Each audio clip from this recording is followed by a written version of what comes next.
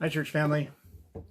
Wanted to come today and share some encouragement with you, but I've had some folks talking to me, calling me, texting me, noticing that there are various things in the background here, and I thought, just as a personal note, I would share kind of what those things mean to me. For instance, there are in my office lots and lots of things that people might call knickknacks. They are keepsakes. They remind me of places I've had the privilege of visiting and things I can be praying for.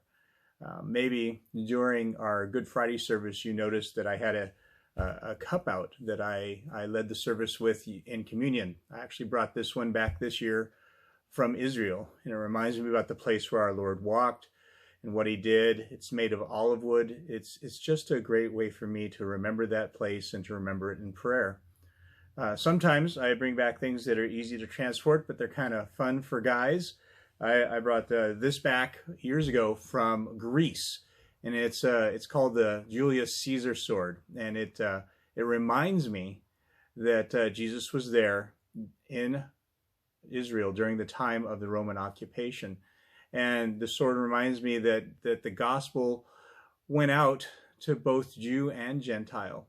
It was relatively easy to purchase and transport back, not as a weapon so much as a reminder. Although I have to admit that as a guy, knives are cool. So they give us reminders. They give me opportunities to pray. I pray for the guide we had there in Greece and the people we spent time with. Behind me, you'll see various things from places. You'll see boomerangs from Australia.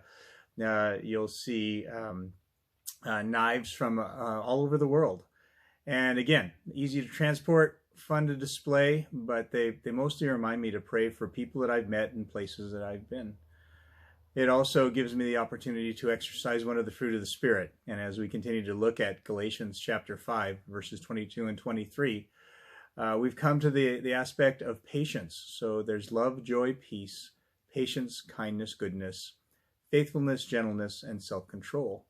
The first three, love, joy, and peace, are internal. They speak to our hearts and to our souls. They're God working in us. As we get to the second three, they are God working through us towards others.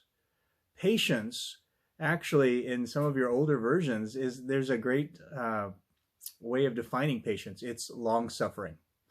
It's kind of being kind and peaceful and loving even when things aren't going perfectly.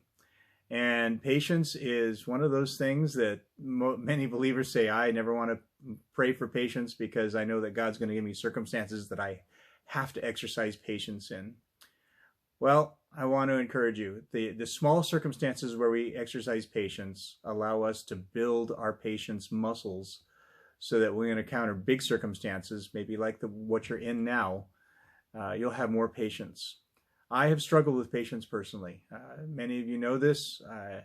And yet, if we go back to the first three, if we say there's a God who gives us these fruit, that there's love, joy, and peace, if we can express that and experience that internally, then we can begin to express the fruit of the Spirit externally towards others. So have patience towards the world around us, towards the people in our lives. For many of us, our patience might be getting a little bit frayed because we've been around the same people for a very long time and little things start to get to us. I want to encourage you. Patience calls us to be forgiving. It calls us to be accommodating. It calls us to have the other person's interests in mind. So if you have to think of it as long-suffering, think of it as long-suffering for a good cause. It's for the cause of Christ, cause of the kingdom, and I pray that you have patience. God bless you. Have a great day.